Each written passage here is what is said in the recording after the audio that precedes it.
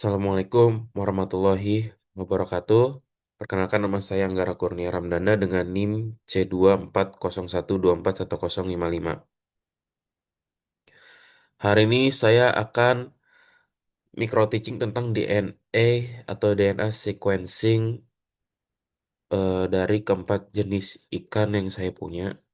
Di sini ada data yang saya sudah copy dijadiin satu atau dijadikan satu data terdiri dari empat jenis ikan yang saya punya.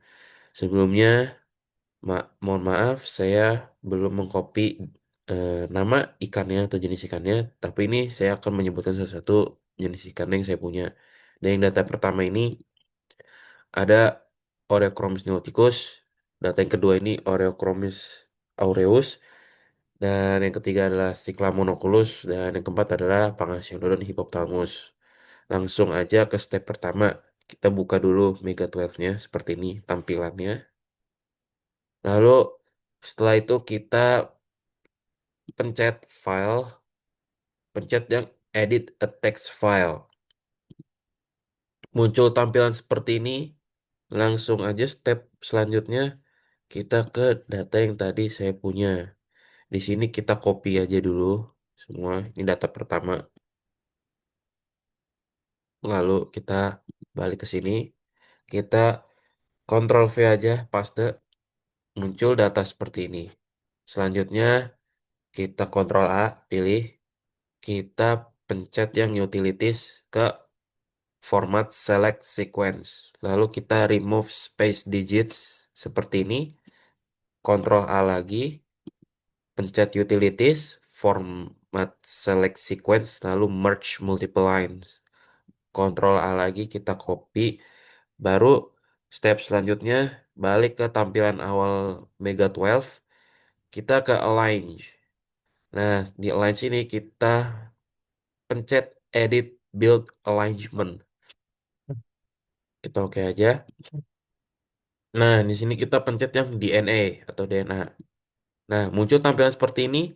Kita langsung paste aja. Di sequence pertama ini yang jenis Oreochromis niloticus. Nah, sebenarnya ini bisa diganti namanya, tapi karena nama ikannya belum saya copy tadi, kita langsung aja ke datanya aja ya.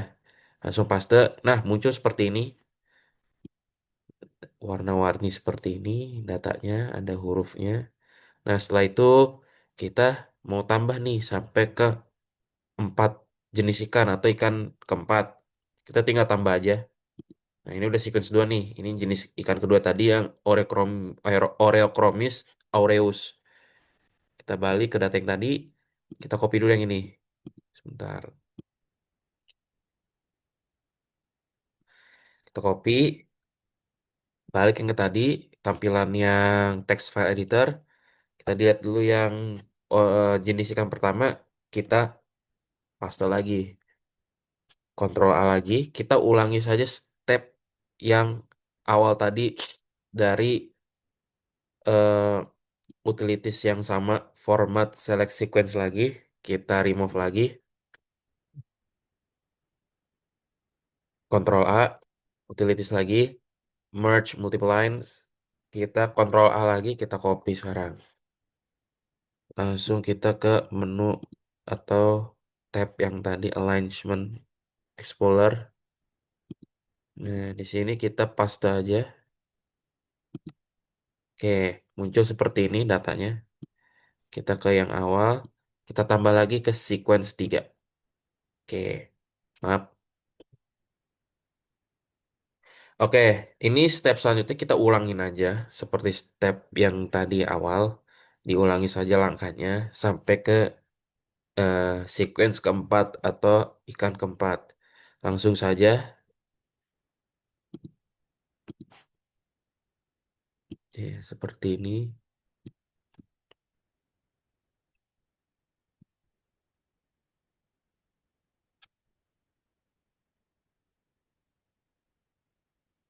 Format, remove,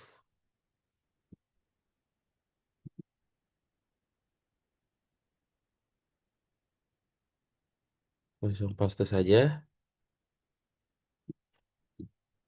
Kita tambah lagi. Lalu ini kita copy data terakhir. atau data ikan keempat.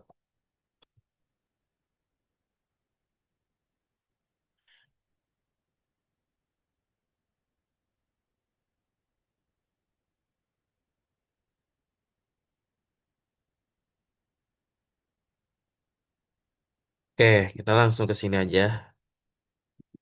Nah, ini udah empat ikan atau empat jenis ikan yang sudah dimasukkan ke data DNA sequence-nya ini.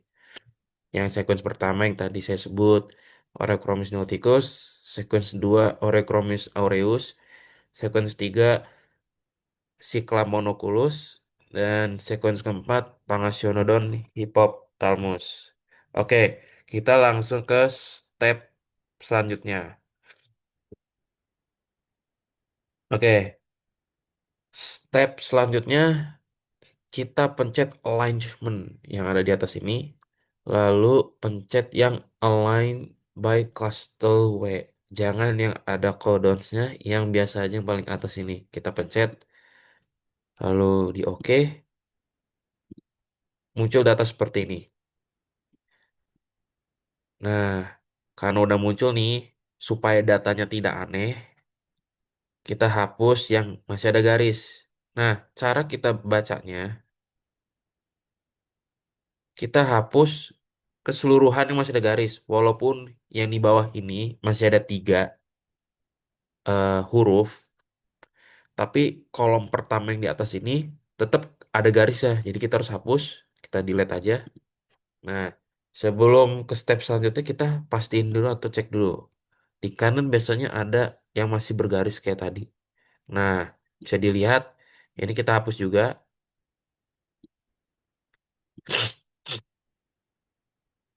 Sudah dihapus. Nah, bisa saya jelaskan kenapa harus dihapus. Kalau tidak dihapus, nanti hasil data DNA-nya error atau aneh, tidak sesuai. Makanya kenapa kita harus hapus yang garis.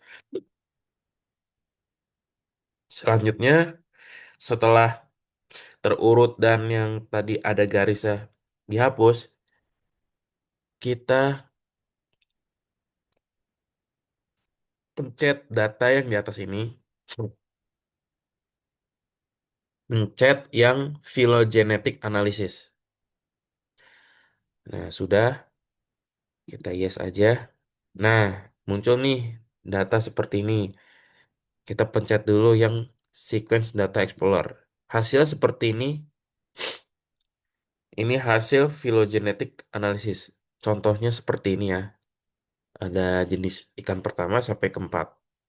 Oke, kita langsung lanjut aja ke step selanjutnya. Kita balik ke menu yang ini. Kita pencet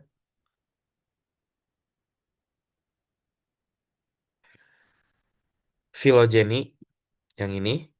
Lalu kita pencet yang construct or test UPGMA3 yang ini. Di oke saja. Oke. Lalu muncul data seperti ini. Ini tabel akar pohon atau bisa dibilang bercabang ya. Nah, cara bacanya atau cara jelasinnya. Oh ya, sebelum lanjut, sebenarnya ini seperti ini.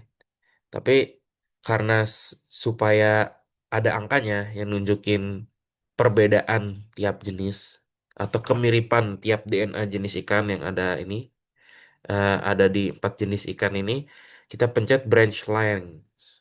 Jadi muncul angka seperti ini. Nah, ini buat nandain kemiripan tiap spesies. Cara bacanya, misalkan ini ada 0,04. Nah, dan yang sequence kedua 0,04 juga. Cara bacanya mudah. Ini berarti sama. Genusnya sama, tapi spesies berbeda. Nah, ini genus. Yang 0,05 ini genusnya. Nah, spesiesnya beda. Yang sequence pertama Oreochromis niloticus, sequence kedua itu Oreochromis aureus. Nah, 0,04 karena satu genus, sama-sama Oreochromis. DNA-nya mirip sekali atau bahkan sama DNA-nya. Nah, ini 0,4 berarti sama. Nah, kita langsung ke sequence 3 atau jenis ketiga. Cyclamonoculus ini masih satu cabang dari 0,00 ini. Hanya perbedaannya angkanya lebih besar, 0,09. Nah, di sini bisa dilihat cuma perbedaan di famili. Jadi genusnya beda, spesiesnya beda, tapi familinya sama atau ordonya bisa dibilang. Ordonya sama nih. Jadi DNA-nya masih mirip walaupun eh, banyak yang beda DNA-nya nggak terlalu mirip dibandingkan yang sequence kedua. Sequence kedua ini jenisnya Cyclamonoculus yang saya pakai. Nah, Cyclamonoculus ini masih satu famili bahkan satu ordo dari ikan Oreochromis niloticus sama Oreochromis aureus masih sama-sama Cycliniformes. Nah, yang paling beda itu sequence 4. Karena bisa dilihat cabangnya aja udah beda. Dia nggak menyatu ke atas gini, jadi bercabang-bercabangnya, tapi langsung satu garis. Dan pasti angkanya lebih jauh lagi. Bisa dilihat ini 0,15. Pangasiodon Hippophthalmus. Ini beda. Kenapa? Karena udah DNA beda sekali, beda banget. Sama ordonya juga beda, bukan satu ordo. Makanya dia nggak menyatu jadi akar sampai bercabang gini. Itu cara bacanya. Oke, kita langsung lanjut aja ke step berikutnya. Step berikutnya kita minimize dulu ke tab yang sebelumnya tadi. Lalu kita pilih distance. Nah, setelah di pencet yang distance, kita pilih yang compute pairwise distance. Kita okein saja. Nah, muncul data seperti ini. Ini cara bacanya dibaca dari baris kedua yang sequence 2 ini ya. Terus geser ke kolom satu. Ini kolom satu maksudnya eh yang ini nomor satu ada angka satu. Ini kolom satu. Ini baris kedua. Nah, baca dari sequence kedua atau jenis ikan kedua. Nah, ini kenapa harus dibaca gini? Itu tuh supaya memperlihatkan jarak antar gen antar spesies atau memperlihatkan jarak gen antar spesies. Nah, ini kita bacanya sampai seterusnya, seterusnya sampai jenis ikan keempat. Lalu kita balik lagi ke sini. Ini step selanjutnya ya. Step selanjutnya itu kita pilih analisis. Seperti ini di atas, saya pencet yang models, lalu pencet yang compute nucleotide composition. Oke saja. Nah, muncul data seperti ini. Ini data terakhir. Ini data terakhir dari keseluruhan data eh, DNA sequence-nya. Ini data yang saya perlihatkan ini adalah data lengkap mengenai komposisi nukleotidanya. Ini ada ikan-ikan atau jenis ikan yang didata dan ini average atau rata-ratanya bisa dilihat seperti ini.